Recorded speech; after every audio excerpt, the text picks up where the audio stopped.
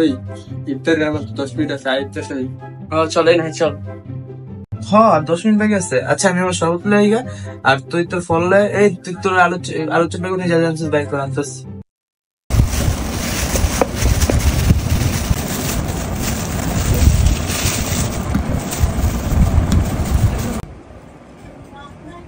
সব রেডি? এখন তাহলে সবাই আমার দোয়া করি। বুঝে তো রাখছো সবাই না? হ্যাঁ কিরে তো ছড়া কি আলোচনা বেগুনি নাক টানতে গেছি?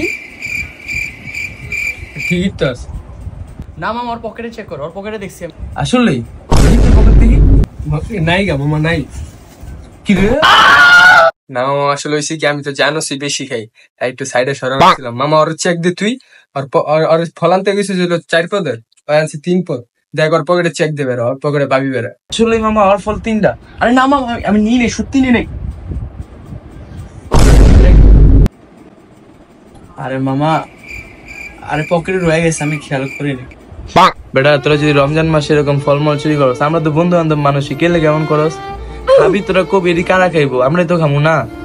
এমন করলে কেমন হইব? একটু ভালো করে চল, রমজান মাসে একটু সব কামা, নামাজ কালাম পর ঠিক করে।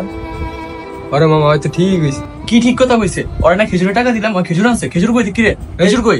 আসলে তো ওই বেড়া ওর না খেজুর আনতে কইলাম, খেজুর টাকা দিছে। সর্বদাই নাতে বয়ার আইছস। খেজুর কই? খেজুর কই? মামা ওই টাকা তো আমি খেয়াল এসছি। খায় না মানে? ওই বেড়া ওই রোজারা আসলে তুই। ওই কিরে